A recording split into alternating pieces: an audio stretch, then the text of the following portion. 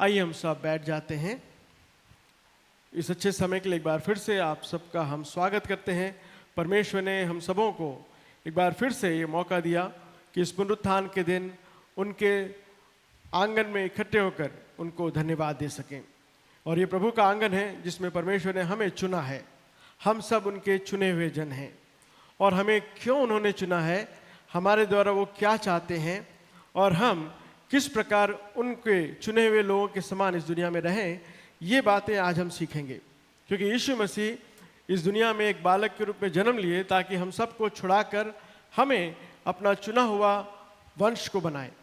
ये बाइबल में हम बहुत ही अच्छे रूप से देखते हैं। सो हम सब चुने हुए लोग हैं। We are chosen people. इस बात को याद रखते हुए आइए हम थोड़ी बातों को हम सीखेंगे। God has chosen us. Why He has chosen us? What is the reason He has chosen us? What He is expecting from all of us as a chosen generation? परमेश्वर हमसे क्या चाहते हैं, उन बातों को आज हम सीखने की कोशिश करेंगे। आइए मेरे साथ मिलकर यूहन्ना रचित सुसमाचार उसके 15वें अध्याय में आइए। जॉन्स गॉस्पेल चैप्टर नंबर 15 उसके 16 से लेकर 19th वर्ष तक अगर हम देखें तो वहाँ पर यीशु मसीह जो है एक सच्ची दाखलता के रूप में दिखते हुए वो याद दिला रहे हैं कि परमेश्वर ने हमें क्यों चुना है। Why God has chosen us। उसका 16वां वचन 15th chapter John's gospel chapter 15 verse number 16 वहाँ पर इस प्रकार लिखा है, तुमने मुझे नहीं चुना परंतु मैंने तुम्हें चुना है और तुम्हें नियुक्त किया कि तुम जाकर फल लाओ और तुम्हारा फल बना रहे, कि तुम मेरे नाम से जो कुछ पिता से मांगो वह तुम्हें दे दें। इन बातों की आज्ञा मैं तुम्हें इसलिए देता हूं क्योंकि तुम एक दूसरे से प्रेम रखो। परमेश्वर अपने वचन के पढ़े जाने को आशीष दे। इन 3 वचनों को अगर हम देखें या इन 2 वचनों को देखें तो वहां पर बहुत ही स्पष्ट रूप से परमेश्वर कह रहे हैं, God is speaking to all of us. और वो कह रहे हैं कि तुमने मुझे नहीं चुना, मैंने तुम्हें चुना है। You did not choose me, I have chosen you. So परमेश्वर ने हमें चुना है। क्यों चुना है वहां पर आगे हम देखते हैं। उन्होंने हमें चुना है और उन्होंने हमें नियुक्त किया है। 2 बातों का प्रयोग किया गया है। He has chosen us and he has kept us for his purpose। परमेश्वर ने हमें चुना है, हमें नियुक्त किया है। क्यों किया है? वहां लिखा है कि तुम जाकर बहुत सा फल लाओ। परमेश्वर ने इस दुनिया में हमें इसलिए चुना है कि हम बहुत से लोगों को रोशनी में चलाने वाले बन सकें। बहुत से लोग जो बहुत दुखी और तकलीफ में हैं, परेशान हैं, जो अपने जीवन में कोई उन्नति नहीं है, कोई फल नहीं है, सोच के जो उदास हैं, उनको हमें परमेश्वर के पास लेके आना है। वहाँ पर जो फल जो शब्द है उसी बात को याद दिला रहा है कि तुम जाओ और बहुत सा फल लाओ ताकि तुम्हारा फल बना रहे। यानी स्वर्ग में जो आत्मा है, परमेश्वर आपके सुसमाचार को सुनकर, आपके जीवन को देखकर जो यीशु मसीह को अंगीकार करते हैं, वे अनंत काल के जीवन में प्रवेश करें। उसका अर्थ यह है, तुम जाओ और तुम फल लाओ और तुम्हारा फल बना रहे। तुम्हारा फल बना रहे इसका अर्थ यह है कि जिस किसी को भी आप सुसमाचार सुना रहे हो, जिस किसी को भी आप परमेश्वर के पास लेके आ रहे हो, वो कुछ दिन के लिए नहीं परंतु अनंत काल के लिए परमेश्वर के साथ रहे। उस प्रकार के फल के लिए उन्होंने हमें चुना है। हम सबको चुना है और हम सबको अलग अलग जगह पर रखकर अलग अलग प्रकार से हमें कार्य को सौंपा है। सो उस कार्य के द्वारा हम परमेश्वर के लिए फल लेके आने वाले बने, ये परमेश्वर चाहते हैं। तो इस फल को लाने के लिए हमें क्या करना है, देखिए आगे लिखा है उसके 16वें वचन के आखिरी भाग में लिखा है, तुम मेरे नाम से जो कुछ पिता से मांगोगे वह तुम्हें दे दूंगा। तो यहाँ पर क्या मांगना है? कई बार हम इन वचनों को पढ़ते हैं तो हमें लगता है कि हम अपनी ज़रूरतों को मांगे। तो परमेश्वर अपनी ज़रूरतों को तो पूरा करेंगे ही। हमें क्या मांगना है? हमें बहुत सी आत्माओं को मांगना है। इस क्रिसमस के संदर्भ में, इस क्रिसमस के मौसम में जब हम यीशु मसीह के जन्मदिन को मना रहे हैं तो हम परमेश्वर से मांगे, प्रभु जी इस क्रिसमस के दिनों में मैं कम से कम कुछ लोगों को आपकी रोशनी के बारे में बता सकूं, कुछ लोगों को आपके प्रेम के बारे में बता सकूं, कुछ लोगों को जिसको हम केक खिला रहे हैं, जिस किसी को भी हम अपने खुशी में शामिल कर रहे हैं, उन सबों को यीशु मसीह के प्रेम के बारे में बताने के लिए हम परमेश्वर से अवसर को मांगे। प्रभु से कहें कि प्रभु जी आप हमें दीजिए, वो समय दीजिए ताकि हम जो है उनको आपके प्रेम के बारे में बता सकें। उसके 17वें वचन में लिखा है, इन बातों की आज्ञा मैं तुम्हें इसलिए देता हूं कि तुम एक दूसरे से प्रेम करते हो। क्योंकि हम इस दुनिया में सभी लोगों से प्रेम करते हैं। मसीह जो है, क्रिश्चियन जो है, वो सबसे प्रेम करने वाले लोग हैं। कलीसिया जो है सारे दुनिया में प्रेम करने के लिए गिना गया है। प्रेम करने वाले झुंड के रूप में परमेश्वर ने कलीसिया को रखा है। और इसलिए यहाँ पर यीशु मसीह याद दिला रहे हैं, वो कह रहे हैं कि तुम्हें इस दुनिया में इसलिए रखे, ये आज्ञा मैं तुम्हें इसलिए देता हूं कि तुम एक दूसरे से प्रेम करें। हम एक दूसरे से प्रेम करने वाले बने। इस दुनिया में बहुत सारे लोग एक दूसरे की से ईर्ष्या करने वाले हैं, एक दूसरे के विरोध में बोलने वाले हैं, बहुत सी चीज़ों को करने वाले हैं। लेकिन परमेश्वर ने कलीसिया को इसलिए रखा, कलीसिया को इसलिए काम सौंपा, कलीसिया को इसलिए नियुक्त किया, कलीसिया को इसलिए चुना है क्योंकि वे एक दूसरे से प्रेम रखते हैं। सो प्यारे दोस्तों, इस प्रेम के बारे में बताने के लिए ही हमें इस दुनिया में परमेश्वर ने रखे। और यीशु मसीह जो है प्रेम करते हुए इस दुनिया में आए, नहीं तो उन्हें कोई ज़रूरत नहीं थी एक मानव रूप धारण करने की, कोई ज़रूरत नहीं थी स्वर्ग के को छोड़कर इस धरती में आने की। क्योंकि उन्हें हम एक दूसरे से प्रेम करते हैं, क्योंकि हमने प्रेम को चखा है। उसी प्रेम को बताने के लिए परमेश्वर ने आपको और मुझे इस दुनिया में जीवितों के मध्य रखे हैं, इस कलीसिया में रखे हैं, ताकि हम उस प्रेम के सुसमाचार को हम सुनाएं। जब हम प्रेम के सुसमाचार को सुनाते हैं तो दुनिया हमसे बैर करती है। 18वें वचन देखिए लिखा है, यदि संसार तुमसे बैर रखता है तो आप नाराज ना हो। संसार तो हमसे बैर रखता है क्योंकि तुम जानते हो कि उसने तुमसे पहले मुझसे भी बैर रखा। जब यीशु मसीह पैदा हुए तब से ही शैतान जो है यीशु मसीह को मारना चाह रहा था। तब से यीशु मसीह से बैर शैतान कर रहा है। और इस क्रिसमस के समय में हम याद रखें कि जहाँ कहीं भी हम परमेश्वर के प्रेम को बांटते हैं वहाँ पर जरूर विरोध और बैर रहता है। सो परमेश्वर का वचन कह रहा है कि संसार तो तुमसे बैर रखती है, परंतु तुम्हें पीछे हटने की जरूरत नहीं है, क्योंकि उन्होंने मुझसे भी बैर रखा है। यदि संसार के होते तो संसार तुम्हें प्रेम करता। अगर हम संसार के होते, सांसारिक रूप से हम जीते, तो संसार हमसे प्रेम करता, परंतु हम संसार के नहीं हैं। देखिए वहां लिखा है, परंतु इस कारण कि तुम संसार के नहीं हो, वरन मैंने तुम्हें संसार में से चुन लिया है। परमेश्वर ने हमें चुन लिया है। कैसे चुन लिया? अपने इकलौते बेटे यीशु मसीह के द्वारा। उन्होंने हमें चुनकर, हमें शुद्ध और पाक बनाकर हमें कलीसिया के रूप में रखा है। इसलिए वो कह रहे हैं कि मैंने तुम्हें चुन लिया है, इसलिए तुम घबराओ मत, परंतु अपने परमेश्वर के बारे में आप जो है सुसमाचार को सुनाते चले जाएं। सो यूहन्ना रचित सुसमाचार में यहाँ पर यीशु मसीह अपने बातों में बताते हुए कह रहे हैं कि तुमने मुझे नहीं चुना, परंतु मैंने तुम्हें चुना है। इसलिए हमें क्या करना है? परमेश्वर के उस सुसमाचार को सुनाना है। लोग हमसे बैर करेंगे, परंतु हम उनसे प्रेम करें। लोग हमें जो है सताव देंगे, परंतु हम उन्हें प्रेम करें।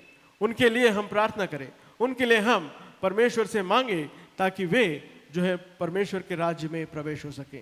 वे नरक में ना जाए, परंतु स्वर्ग में परमेश्वर के साथ रह सके। इसी बात को और आगे बढ़ाते हुए एक और वचन हम पढ़ेंगे जो यूहन्ना रचित सुसमाचार उसके 17वें अध्याय से लिया गया है। John's gospel chapter 17। यहाँ पर 17 में यीशु मसीह जो है वो एक बार फिर से याद दिला रहे हैं कि हमें परमेश्वर ने क्यों चुना है, क्यों परमेश्वर हमें चुना है। 17वां अध्याय उसका 17 से 19 तक, 17, 18, 19, इन 3 वचनों को अगर हम देखें तो वहाँ लिखा है, सत्य के द्वारा उन्हें पवित्र कर, तेरा वचन सत्य है। परमेश्वर हमें क्यों चुना अगर हम देखें तो वहाँ लिखा है कि परमेश्वर हमें इसलिए चुना ताकि हम सत्य के द्वारा पवित्र किए जाएं। हमें पवित्र बनाकर उन्हें हमें चुनकर हमें सत्य वचन को दिया है, क्योंकि परमेश्वर का वचन जो है वो सत्य है। इसलिए लिखा है कि सत्य के द्वारा उन्हें पवित्र कर, तेरा वचन सत्य है। जैसे तूने मुझे जगत में भेजा, वैसे ही मैं भी उन्हें जगत में भेजता हूँ, और उनके लिए मैं अपने आप को पवित्र करता हूँ, ताकि वे भी सत्य के द्वारा पवित्र किए जाएं। देखिए इन तीनों वचनों में एक बार फिर से हम देखते हैं कि परमेश्वर हमें क्यों चुना है। क्यों चुना है? ताकि हम इस जगत में जाकर सुसमाचार को सुनाएं। क्यों? क्योंकि परमेश्वर का वचन जो है वो सत्य है। सत्य के वचन को सुनाकर हम इस दुनिया से असत्य को हटाकर सत्य के पैगाम को, जो प्रेम का पैगाम है, जो भाईचारे का पैगाम है, जो दुनिया में किसी से बैर ना करें, उस बात का पैगाम जो है, उस पैगाम को हम सुनाने वाले बने। क्योंकि इस जगत में चारों तरफ जो है बैर, ईर्ष्या है, और इसलिए परमेश्वर कह रहे हैं तेरे सत्य वचन के द्वारा उन्हें पवित्र कर, जैसे तूने मुझे जगत में भेजा मैं भी उन्हें जगत में भेजता हूँ, ताकि वे आपके पवित्र कार्यों को लोगों तक बता सकें जो सत्य के द्वारा पवित्र किए गए हैं। सो हम सबको परमेश्वर ने चुना है, हमें सत्य के द्वारा पवित्र किए हैं। जो उस पवित्रता में बढ़ते हुए हमें परमेश्वर के कार्य में संलग्न होना है, और परमेश्वर के कार्य में हम बढ़ते हुए हम जो है परमेश्वर के योग्य फल लाने वाले बने। ये परमेश्वर आपसे और मुझसे चाहते हैं। तो प्यारे दोस्तों, परमेश्वर ने आपको मुझे इसलिए चुना है कि हम जो है उस सत्य के वचन को लोगों तक फैला सकें। और थोड़ा आगे चले जाएं तो वहाँ पर एक और महत्वपूर्ण बात जो देखते हैं वो रोमियो की पत्री में देखते हैं। 8वां अध्याय रोमन्स चैप्टर 8, बहुत ही अच्छा एक किताब है। रोमन्स चैप्टर 8 में जहाँ पर पवित्र आत्मा के कार्य को हम देखते हैं, और उस पवित्र आत्मा के द्वारा परमेश्वर ने हमारे लिए क्या किया हम देखते हैं, क्योंकि हम पवित्र आत्मा के बगैर हम कुछ भी कर नहीं सकते हैं। और इसलिए इस 8वें अध्याय में पूरा पवित्र आत्मा का कार्य है। अगर आप पहले वचन से आप पढ़ते चले जाएं आप उस बात को देख सकते हैं। पहला वचन लिखा है, अतः जो अब मसीह यीशु में है उन पर दंड की आत्मा नहीं, क्योंकि वे तो शरीर के अनुसार नहीं परंतु आत्मा के अनुसार चलते हैं। जो परमेश्वर ने जब हमें बुलाया है तो हमें आत्मा के अनुसार चलने के लिए बुलाया है। इस बात को हमें याद रखते हुए आगे बढ़ने की हमें ज़रूरत है। इस बात को मन में रखते हुए आइए हम एक और वचन देखते हैं। 8वां अध्याय उसका 33वां वचन, 33 8th chapter Romans chapter 8 verse 33। वहाँ पर परमेश्वर कह रहे हैं, परमेश्वर के चुने हुए पर दोष कौन लगाएगा। देखिए प्यारे दोस्तों, परमेश्वर ने हमें चुना है और हम चुने हुए लोगों पर लोग बैर करते हैं, लेकिन कोई हम पर दोष नहीं लगा सकता। और उस बात को यहाँ पर याद दिलाते हुए कह रहे हैं कि जो परमेश्वर के चुने हुए हैं उस पर कौन दोष लगाएगा। परमेश्वर ही है जिसने उनको धर्मी ठहराने वाला है। सो परमेश्वर जिससे हमें चुना है, जिसे हमें बुलाया है, जिसे हमें सत्य वचन सुनाने के लिए बुलाया है, वो परमेश्वर हमें धर्मी भी ठहराया है। परमेश्वर ने हमें धर्मी ठहराया है। इसलिए जब परमेश्वर हमें धर्मी ठहराया है तो फिर कौन है जो हमें दंड की आज्ञा देगा? कौन है हमें दंड की आज्ञा देगा? कोई नहीं। मसीह है जो मर गया वरन मुर्दों में से जी उठा और परमेश्वर के दाहिनी ओर है और हमारे लिए निवेदन करता है। देखिए क्या ये मधुर रूप से कह रहे हैं कि हम पर कोई भी दोष नहीं लगा सकता, कोई भी हम पर जो है दोष लगा के हमें शिक्षा में नहीं ला सकता, क्योंकि यीशु मसीह ने ही हमें धर्मी ठहराया है और हम पर कोई दंड की आज्ञा नहीं, क्योंकि यीशु मसीह हमारे लिए मारे गए। और देखिए लिखा है, मसीह ही जो मर गया वरन मुर्दों में से जी उठा और परमेश्वर के दाहिने ओर जा बैठा है। सो ये यीशु मसीह है जिसकी आराधना हम करते हैं, जिस यीशु मसीह ने हमें चुना है और हमें चुनकर उन्होंने उस प्रेम में हमें बढ़ाया है, और इसलिए उस प्रेम से कुछ भी हमें अलग नहीं कर सकता है। यीशु मसीह जो ने हमें चुने हैं, जो हमें नियुक्त किए हैं, हमें सत्य वचन के द्वारा हमें पवित्र किए हैं, जो हमें धर्मी ठहराए हैं, उस यीशु मसीह से कुछ भी हमें अलग नहीं कर सकता। कुछ भी यानी कुछ भी नहीं। देखिए वहाँ पे 35 वचन लिखा है, मसीह के प्रेम से कौन आपको अलग कर सकता है? कोई नहीं। क्या क्लेश आपको अलग कर सकता है? क्या संकट आपको अलग कर सकता है? क्या उपद्रव आपको अलग कर सकता है? क्या अकाल आपको अलग कर सकता है? या नंगाई या जोखिम या तलवार? जैसे लिखा है, तेरे लिए हम दिन भर घात किए जाते हैं, हम वध होने वाले भेड़ के समान गिने गए हैं। सो प्यारे दोस्तों, परमेश्वर जो है हमें इस बात को याद दिला रहा है कि कोई भी आपको अलग नहीं कर सकता, कोई भी चीज हमें परमेश्वर के प्रेम से अलग नहीं कर सकता। तो प्यारे दोस्तों, ये परमेश्वर का चुना हुआ कार्य आपके लिए और मेरे लिए है। सो इस क्रिसमस के मौसम में जब हम हैं तो हम इस बात को अच्छे रूप से याद रखें कि परमेश्वर ने हमें बहुत ही अच्छे उद्देश्य से चुना है, और वो उद्देश्य ये है कि परमेश्वर अपने कार्य को हमारे जीवन में दिखाना चाहते हैं। उसी 8वां अध्याय उसके 15 वचन में देखिए, वहाँ पे क्या लिखा है। वहाँ लिखा है, क्योंकि तुमको दासत्व की आत्मा नहीं कि फिर से भयभीत हो, परंतु लेपालकपन की आत्मा मिली है, जिससे हम परमेश्वर को अब्बा और पिता कहकर पुकारते हैं। क्योंकि हमारे अंदर परमेश्वर की आत्मा है और हम परमेश्वर के संतान हैं। हम परमेश्वर की आत्मा है, परमेश्वर की संतान हैं, और इसलिए हम पिता को हे अब्बा कह के पुकारने की स्वतंत्रता परमेश्वर ने हम सबको दिया है। तो इसलिए हम परमेश्वर के जन हैं, हम परमेश्वर के बच्चे हैं। इस अधिकार को हमेशा याद रखें। कई बार हम भूल जाते हैं कि हम कौन हैं। इसलिए परमेश्वर का वचन बार बार हमें याद दिलाता है कि हम परमेश्वर के हम चुने हुए हैं। इस अधिकार को हम हमेशा याद रखें कि हम परमेश्वर के बच्चे हैं, परमेश्वर के जन हैं। इस बात को यूहन्ना जो है उसके पहले अध्याय में देखिए क्या लिखा है। पहला अध्याय उसके 12 में देखिए वहाँ पे क्या लिखा है। 12-13 वचन को अगर हम देखें, वहाँ पर हम देखते हैं कि परमेश्वर ने हमें अधिकार दिया कि हम उनके बेटे और बेटी कहलाएं। First chapter John's gospel chapter 1 verses 12 और 13 बहुत ही उम्दा एक वचन है। उस वचन को देखिए, वहाँ लिखा है कि परमेश्वर ने हमें ये अधिकार दिए हैं। पहला अध्याय उसका 12-13 वचन, जितनों ने परमेश्वर को ग्रहण किया, 12वां वचन, जितनों ने परमेश्वर को ग्रहण किया उसे उन्होंने परमेश्वर के संतान होने का अधिकार दिया है। हम सबको परमेश्वर ने ये अधिकार दिए हैं। क्या अधिकार दिए हैं? कि हम उनके बच्चे हैं, उनकी संतान हैं, अर्थात उन्हें जो उनके नाम पर विश्वास करते हैं। तो जो यीशु मसीह के नाम पर विश्वास करते हैं वे सब उनके संतान हैं। और इसलिए जब हम क्रिसमस को मनाते हैं तो इस सच्चाई को हम जाने जो 13वें वचन में है। 13वें वचन में जो सच्चाई है वो याद रखें, यीशु मसीह का जन्म कैसे हुआ। क्रिसमस जो है यीशु मसीह के जन्मदिन को याद दिलाता है। तो क्रिसमस में यीशु मसीह का जन्म ना तो लहू से हुआ, ना तो शरीर की इच्छा से हुआ, ना मनुष्य की इच्छा से हुआ, परंतु परमेश्वर से उत्पन्न हुआ। यीशु मसीह जो है उनका जन्म इसीलिए सबसे श्रेष्ठ है क्योंकि ना तो वो लहू से पैदा हुए, ना तो शरीर की इच्छा से पैदा हुए, ना मनुष्य की इच्छा से पैदा हुए, परंतु वे परमेश्वर से उत्पन्न हुए। इसीलिए वो श्रेष्ठ हैं, इसीलिए उन्होंने हमें चुना है। और ये वचन जो है देहधारी हुआ और अनुग्रह और सच्चाई से परिपूर्ण होकर हमारे बीच में डेरा किया। ये 14वें वचन में हम पाते हैं। और इसीलिए परमेश्वर का वचन हमें याद दिलाता है कि वो परमेश्वर का जीवित वचन था, जो सत्य वचन है, जो हमें धर्मी ठहराता है, जो हमें अपना बेटा और बेटी बनाता है, हमें अधिकार देता है कि हम उनकी संतान कहलाएं। इन दोनों वचनों में दोनों महत्वपूर्ण बात को हम सीखते हैं। पहली बात, हम उनके संतान कहलाते हैं। दूसरी बात, उनका जन्म कैसे हुआ है। जब उनके जन्म को हम समझते हैं तो उसके 16वें वचन में देखिए वो हमें परिपूर्णता में ले चलता है। 16वां वचन देखिए, क्योंकि उसकी परिपूर्णता में से सब ने प्राप्त किया। क्या प्राप्त किया? अनुग्रह पर अनुग्रह। ये क्रिसमस जो है हमें इसी बात को याद दिलाता है कि हम सब ने परमेश्वर की अनुग्रह पर अनुग्रह को प्राप्त किया। ग्रेस अपॉन ग्रेस, परमेश्वर की अनुग्रह पर अनुग्रह को हमने प्राप्त किया है। इसलिए उस अनुग्रह में हम बढ़ते चले जाएं, उस अनुग्रह में बढ़ते चले जाएं और परमेश्वर के लिए एक अच्छे योद्धा के रूप में अपने जीवन को बिताएं। परमेश्वर ने हमें चुनकर एक कलीसिया के रूप में रखा है और हम परमेश्वर की कलीसिया हैं। एक कलीसिया के रूप में परमेश्वर चाहते हैं कि हम उन्नति करते जाएं।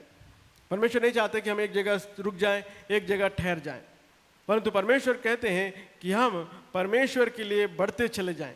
एक वचन मैं आपके लिए पढ़ना चाहूँगा जो इफिसियों की पत्री से ली गई है। इफिसियों की पत्री उसका 2रा अध्याय उसका 18 से लेके 22 वचनों को हम देखें तो वहाँ पर हम बहुत ही अच्छे रूप से इस बात को देख सकते हैं कि परमेश्वर ने जिसे चुना है उसे एक कलीसिया बनाया है और कलीसिया के रूप में परमेश्वर हमारे जीवन में क्या कुछ देखना चाहते हैं, क्या ग्रोथ को देखना चाहते हैं, क्या परमेश्वर की शक्ति को देखना चाहते हैं, किस प्रकार परमेश्वर के कार्य को देखना चाहते हैं, वहाँ पे हम देखते हैं। उसका 20वां वचन में पढ़ूंगा, इफिशियंस चैप्टर 2 वर्स नंबर 20। वहाँ लिखा है, और प्रेरितों और भविष्यवक्ताओं की नींव पर जिसके कोने का पत्थर यीशु मसीह है स्वयं है बनाए गए हो, जिसमें सारी रचना एक साथ मिलकर परमेश्वर में एक पवित्र मंदिर बनती है, जिसमें तुम भी आत्मा के द्वारा परमेश्वर का निवास स्थान होने के लिए एक साथ बनाए जाते हो। इन 3 वचनों को अगर हम देखें तो 3 वचनों में हम क्या पाते हैं कि परमेश्वर जो है उन्होंने भविष्यवक्ता और प्रेरितों के द्वारा इस कलीसिया को बनाए हैं। उस कलीसिया में आप और मैं भी हैं और हम जो है इस कलीसिया को बना रहे हैं। देखिए वहाँ लिखा है, जिसमें सारी रचना एक साथ मिलकर प्रभु का एक पवित्र मंदिर बनता है।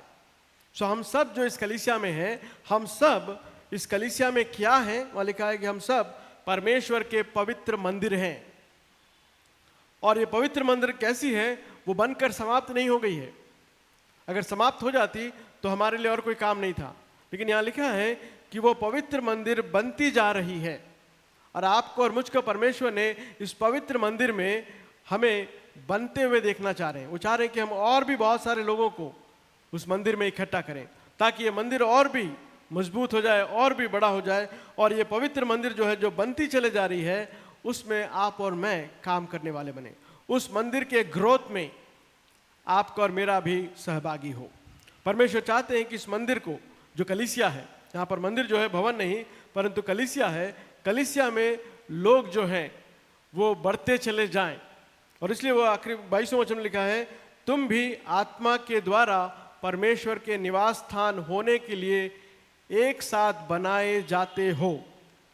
हम बनाए जा रहे हैं, परमेश्वर के निवास स्थान होने के लिए बनाए जा रहे हैं। परमेश्वर जो है हमें उस बात को याद दिला रहे हैं कि हम परमेश्वर के द्वारा बनाए जा रहे हैं, और कलीसिया जो है वो निरंतर बढ़ते चले जाए। हम कलीसिया जो है निरंतर आगे बढ़ने के लिए परमेश्वर ने आपको और मुझे चुना है, आपको और मुझे उन्होंने नियुक्त किया है, आपको और मुझे उन्होंने धर्मी ठहराया है। तो उस धार्मिकता को जो हमने पहना है, उस धार्मिकता के द्वारा हम परमेश्वर के लिए और भी बड़े बड़े कार्य करने वाले बन सकें। एक और वचन पढ़कर हम समाप्त करेंगे, 2 थिस्सलुनीयन उसका 2 अध्याय उसका 13वां वचन। 2 थिस्सलुनीयन, क्योंकि थिस्सलुनीयन की कलीसिया जो थी वो घबराई हुई थी कि वो परमेश्वर की कलीसिया है या नहीं, या कलीसिया छोड़ आई गई है। उस प्रकार उनके मन में बहुत सारे प्रश्न थे। उनको भी याद दिलाते हुए कह रहे कि आप कलीसिया हो, और कलीसिया जो है वो परमेश्वर के लिए गवाह बनकर इस दुनिया में है। जब तक कलीसिया है तब तक परमेश्वर के दोबारा आगमन में थोड़ा समय और है। तो उसका 2 थिस्सलुनीयंस उसका हम एक वचन हम देखेंगे, 2 थिस्सलुनीयंस उसका 2 अध्याय उसका 13वां वचन। वहां पे देखिए क्या लिखा है।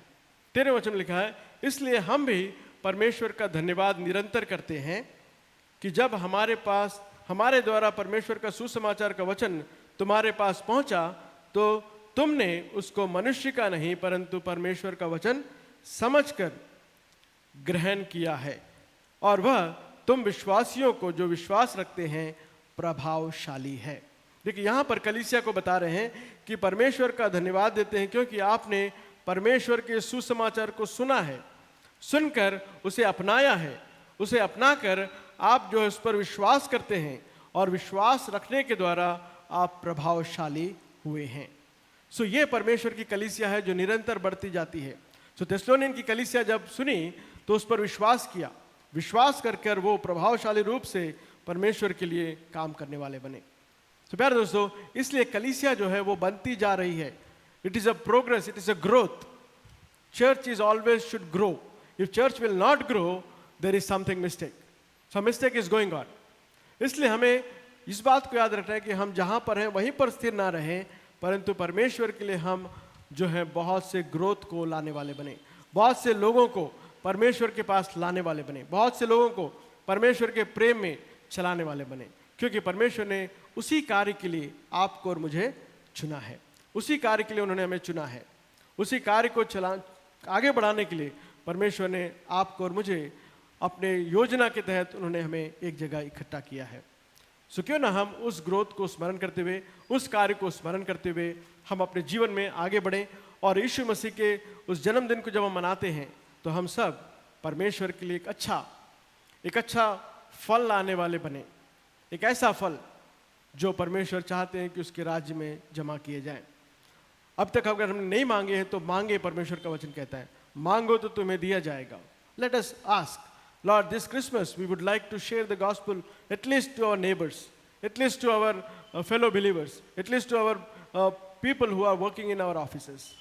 अगर हम ऐसा करते हैं तो परमेश्वर जरूर आपके कार्य को आशीष देंगे, और इस कलीसिया की बढ़ोतरी में आपका योगदान जो है सराहनीय रहेगा।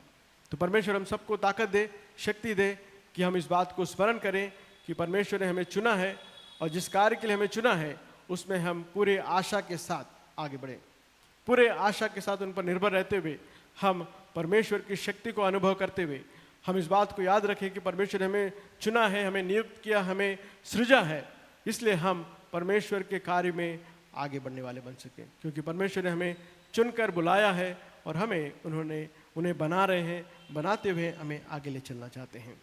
तो आइए हम अपनी आंखों को बंद करते हैं और उस परमेश्वर को जिन्होंने हमें चुना है उसको हम धन्यवाद देते हैं, और जिस कार्य के लिए उन्होंने हमें चुने हैं उसे एक बार फिर से हम स्मरण करते हुए इस क्रिसमस के मौसम में परमेश्वर के लिए महत्वपूर्ण कार्य को हम करते हैं, क्योंकि हमें कोई भी परमेश्वर के प्रेम से अलग नहीं कर सकता है।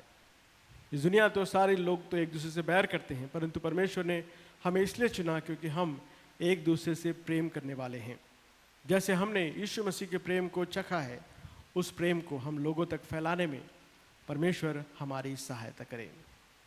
प्यारे परमेश्वर, हम धन्यवाद देते हैं आपके मधुर वचनों के लिए, जो हमें एक बार फिर से याद दिलाते हैं कि हमने आपको नहीं चुना परंतु आपने हमें चुना है। हाँ प्रभु जी, आपने हमें चुनकर एक विशेष कार्य के लिए चुनकर प्रभु जी आपने हमें धर्मी ठहराया, इसलिए धन्यवाद देते हैं। आपके उस महान प्रेम में बढ़ते हुए कलीसिया के बढ़ोतरी के लिए हम सब अपने अपने कार्य को हम करने में सहायता करिए। जो भी टैलेंट्स आपने हमें दिया है, जो भी वरदान आपने हमें दिए हैं, उसका इस्तेमाल करते हुए हम आपकी सेवा में निरंतर आगे बढ़ने में सहायता करिए। इस क्रिसमस के समय में प्रभु जी केवल हम अपने परिवार के साथ ही आनंदित ना करें, परंतु आपके उस आनंद को लोगों तक फैलाने में, लोगों तक पहुंचाने में आप हमें बल और शक्ति को दीजिए, हमारी प्रार्थना है। आपका वचन कहता है कि आप हमें अपना संतान बनाया है। प्रभु जी, उस संतान आपने हमें इसलिए बनाया है कि हम आपकी सेवा को कर सकें। उस बात को याद रखते हुए परंतु प्रभु जी हम सब आपकी सेवा में आगे बढ़ने में सहायता करिए। हम सबों को आपके बलवंत हाथों में समर्पित करते हुए जितने भाई बहन आपके वचन सुने हैं, उन सब के लिए आपको धन्यवाद देते हैं। उनके जीवन में आपकी आशीष को हम चाहते हैं। ये वचन प्रभु जी उनके हृदय में 100 गुना प्रतिफल लाने पाए, हमारी प्रार्थना है। हम सबको आपके बलवंत हाथों में समर्पित करते हुए इस क्रिसमस के मौसम में हम सबके परिवारों में आपकी खुशी और आनंद को आप होने दीजिए, हमारी प्रार्थना है, ताकि हम सब प्रभु जी खुशी और आनंद के साथ आपके जन्मदिन को बनाते हुए लोगों को आपके प्रेम के बारे में बता सकें। आप हमारे जीवन में ऐसा उपकार करेंगे, इसी विश्वास के साथ इस छोटी सी प्रार्थना को हमारे उद्धारकर्ता प्रभु यीशु मसीह के मधुर और मीठे नाम से मांगते हैं, आमीन।